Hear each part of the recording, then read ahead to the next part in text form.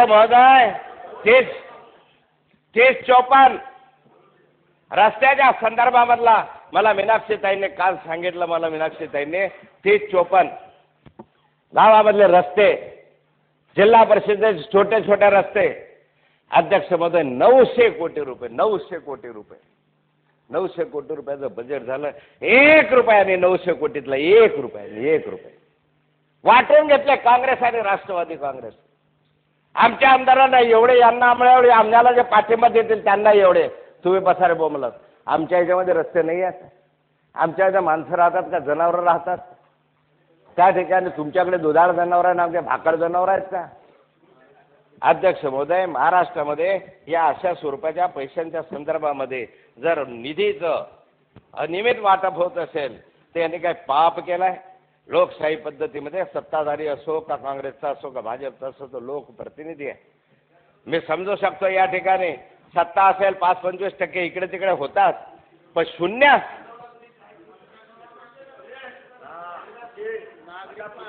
शिंदे 95चा विषय नका काढू. तुम्ही जे निवडून आले ते एकनाथ खडसेच्या भरोशावर 50 आमदार निवडून आलेले. हा एकनाथ खडसे होता, हे माझं सरकार होता, शिवसेना भाजपचं. मी कृष्णाखोरीची स्थापना केली. त्या कालखंडामध्ये मी हा विचार केला नाही की माझा एकही आमदार त्या ठिकाणी नसताना जे कटापूर असेल, ज्या असतील नसतील योजना त्या कालखंडामध्ये मी पुढाकार घेऊन घेतल्या. रात्र रात्र हा एकनाथ मी रात्र गेलो. अध्यक्ष महोदय, काय त्या काढता काढता अरे आम्हाला काही घेणं देणं नव्हतं. माझा एकही आमदार नव्हता, माझं तर कोणी नातेवाईक नव्हतं, 1 एकर जमीन नव्हती. पण रात्री गेलो, त्या ठिकाणी रात्री गेलो आणि भीमाशेला जोड कालव्याचं भूमिपूजन करून 22 किलोमीटरचा अंडरग्राउंड कालवा मी काढला. बार्शीचे टाकायचे उपरा सुक्षा सिंचन योजना माझ्या याने केली. अध्यक्ष महोदय, 100 प्रकल्प मी सांगू शकेल. जो कुकडीचा कालवा 120 किलोमीटर कालव्याचं बांधकाम मी केलं, तेव्हा मांगी तलावात पाणी गेलं सोलापूरच्या. तुम्ही काय सांगता? हा अपप्रभाव नव्हता. मी सांगितलं 5-10% जरूर तुम्ही घेतल्या पाहिजे, पण 0%? अरे हा तर कधीच नाही आला आमच्या ह्याच्यात.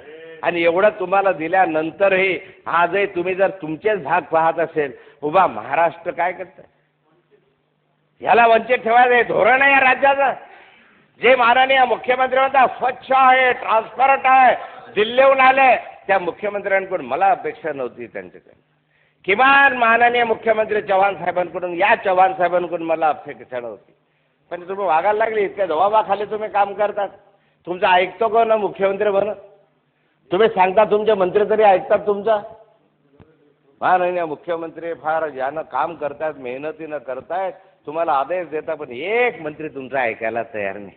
मला सांगा, तुम्ही सांगितलंय मंत्र्यांना मालमत्तेचा तपशील द्या. केव्हा सांगितलं? किती मंत्र्यांनी मालमत्तेचा तपशील जाहीर केला? 18 मंत्र्यांनी केला नाही अजून. 18 मंत्र्यांनी मालमत्तेचा तपशील जाहीर केलेला नाही. माननीय मुख्यमंत्र्यांनी कडक सांगितलं आपलं सरकार आहे, स्वच्छ आणि पारदर्शी आहे, ते दिसलं पाहिजे, ट्रान्सपरंट असलं पाहिजे, म्हणून जे आहे त्याचं जाहीर करा. मालमत्ता एवढी आहे की त्याचा हिशोब करायला टाइम लागतो, 5 वर्ष. पण आज मालमत्ता 2 वर्ष झाले माननीय मुख्यमंत्री आले, पण या 2 वर्षामध्ये मालमत्तेची मोजदाद चालू आहे. अजून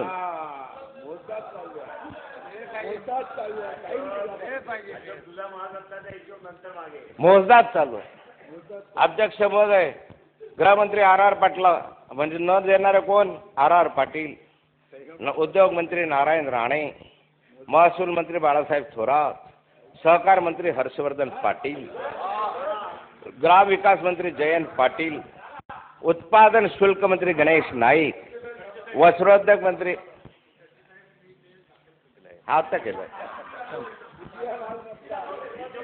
ऐका, मी सांगतो, तुम्ही त्याची तारीख आहे तुम्ही दाखल केल्याची माझ्याकडे.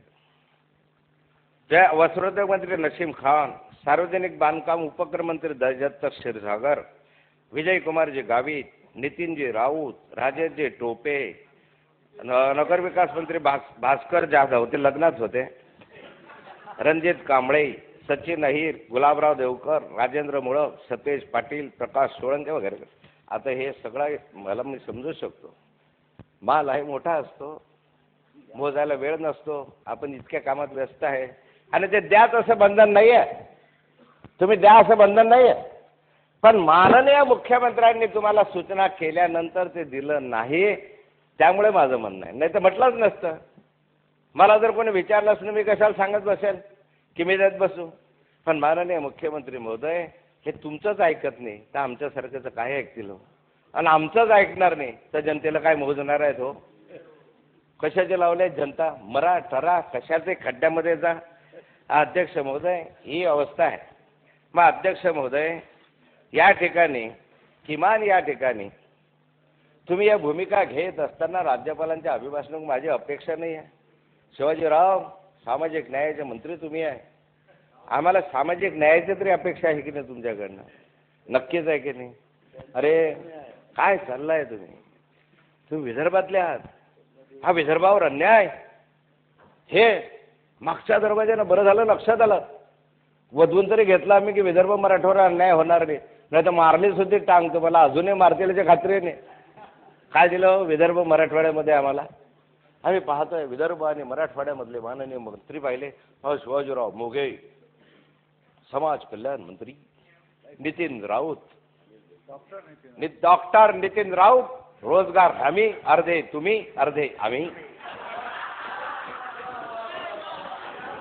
अनिल देशमुख अन्न व नागरी पुरवठा मंत्री आदरणीय श्री संजयजी देवतळे, पर्यावरण पोल्युशन सांस्कृतिक नाचा गाडवना लावण्यांना जा.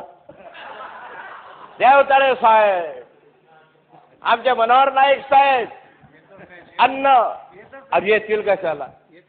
अन्न भेसळ बिसळ काय असेल नसेल ते खानदेशमध्ये पाहिलं. हा आमचा बजरंगबली पद्माकर वडवी,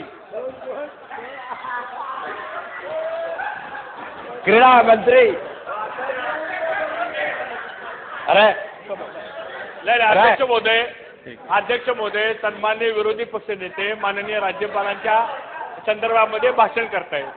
आता अध्यक्ष महोदय त्यांना कदाचित आमच्या वळवी साहेबांच्या ताकदीचा अंदाज नसेल. अध्यक्ष महोदय अशा पद्धतीने अध्यक्ष महोदय बोलणं बरोबर नाही सोपे. पॉवरफुल आमचा बच्चा है, हम उसके उस्ताद है की नाही? अरे बजरंगबली ताकदवार माणूस आहे, खातं क्रीडा. काही ताकदवार खातं द्या ना त्यांच्याकडे. खांद्याचं भलं होईल, आदिवासींचं भलं होईल. विजयकुमार गावित वैद्यकीय शिक्षण आणि फलोत्पादन. फळं तुम्ही लावा आम्ही खातो आणि आरोग्य चांगलं ठेव. विदर्भ मराठवाडा खाते हे आमचे असे. दर्डा साहेब बाल एज्युकेशन, लहान लहान मुलांना शिकवू, चला शाळेमध्ये जाऊया. आणि तिकडे पाटबंधारे तिकडे, अर्थ खातं तिकडे, सहकार खातं तिकडे, मुख्यमंत्री तिकडे, नियोजन खातं तिकडे, ऊर्जा खातं तिकडे, आणखी कोणतं राहिलं ते तिकडे.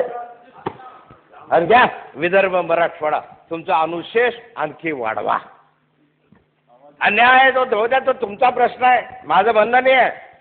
पण या ठिकाणी अध्यक्ष महोदय सामाजिक न्यायाची भूमिका घेत असताना कधी नव्हे 50 वर्षात कधी नव्हे एवढे दलितांवर अत्याचार वाढले. मन विषण्ण करणाऱ्या घटना याच कालखंडामध्ये राहिल्या. अश्रू आटून गेले दलितांचे. दलित महिलांवरचे अत्याचार श्रीरामपूरला जाऊन बघा. श्रीरामपूरला जाऊन बघा कोणी अत्याचार केला त्या महिलेवर. अत्याचाराची बरीच सीमा झाली. एक महिला, एक माता भगिनी जिला आम्ही देवी मानतो त्या महिलेला पकडून घेऊन जातात, तिच्या अंगावरचे कपडे काढले जातात, गुप्तांगामध्ये तिखट टाकलं जातं. अध्यक्ष महोदय गुन्हेगार 15 दिवस पकडला जात नाही माहीत असताना. कारण तो काँग्रेस नेत्याच्या जवळचा होता, उपनगराध्यक्षाच्या जवळचा होता. अध्यक्ष महोदय अरे एखाद्या महिलेची इतकी विडंबना कधी इंग्रजांच्या कालखंडातही आम्ही अनुभवली नाही. शिवाजी महाराजांचा महाराज शाहू फुले आंबेडकरांचं नाव दलितांच्या. अरे या ठिकाणी त्या आमच्या पाथर्डीला त्या नगर जिल्ह्यामध्ये 3 मेहतर समाजांच्या मुलांची कत्तल झाली, मारून टाकले. मेहतर समाजाचे अजून तपास नाही आहे. भंडारा जिल्ह्यामधल्या त्या 3 मुलींवर अत्याचार झाला, बलात्कार झाला. कोणी म्हणतो नाही झाला. टिंगल चालली आहे, टवाळी चालली आहे. या क्षणापर्यंत त्या दलितांचा याचा गुन्हेगार सापडला. किती उदाहरणं देऊ तुम्हाला, किती उदाहरणं. दलितांवर अत्याचाराचं केवढं प्रमाण वाढलं. अरे जो गाव कुसाच्या बाहेर राहिला इतके वर्ष, ज्याने तुमचा यांचा इतके वर्ष अन्याय सोसला, ज्याची सावली सुद्धा तुम्हाला चालत नव्हती, विटंबना होत होती, अशा माणसाला स्वातंत्र्यानंतर डॉक्टर बाबासाहेब आंबेडकरांनी अधिकार प्राप्त करून दिला. आणि त्यांच्या या महिलांवर मुलींवर हे अत्याचार होता आणि हे सरकार त्याच्या गुन्हेगाराचा शोध लावू शकत नाही. याच्या मागचे कारण काय नाही सांगतायत.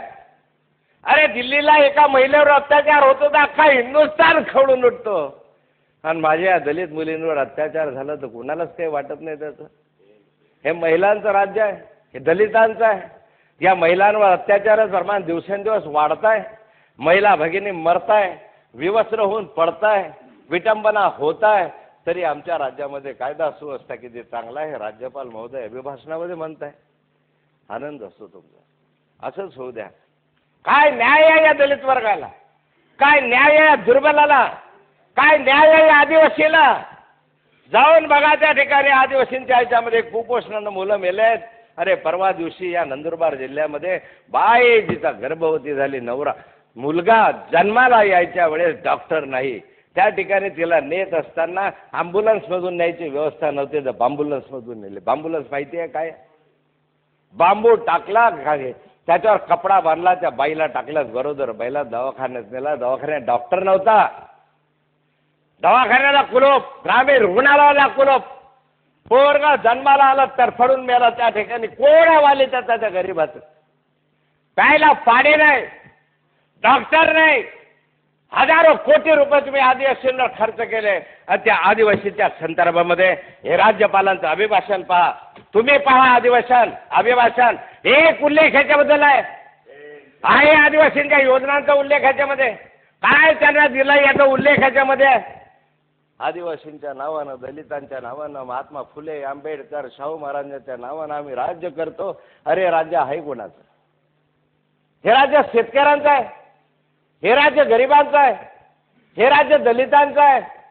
हे राज्य ज्यांनी स्वप्न पाहिले यशवंतराव चव्हाण साहेबांनी समृद्धीचं, ज्यांनी या राज्यामध्ये मुहूर्त मोड रोवली, त्यांचं राज्य आहे. हे राज्य यांचं नाही आहे. हे राज्य या स्वार्थी लोकांचं आहे, या भ्रष्टाचारी लोकांचं आहे, या टग्यांचं राज्य आहे. या राज्यामधले मंत्री म्हणण्याचं लायक नाही आहे. तुमच्यावर 50 लोकांवर आरोप आहे, 25 लोकांवर हायकोर्टाला ताशेरे ओढले आहे. एक मंत्री या बसल्याचा इथं पत्ता कामा नाही. अरे एक विरोधी पक्षनेत्यावर आरोप होतो, तुम्ही तर सभागृहामध्ये आणाल, त्याची चौकशी करा. जे असेल ते एक क्षणभर मी इथं राहणार नाही. नुसता आरोप झाला तर माझी म्हणण्याची आहे की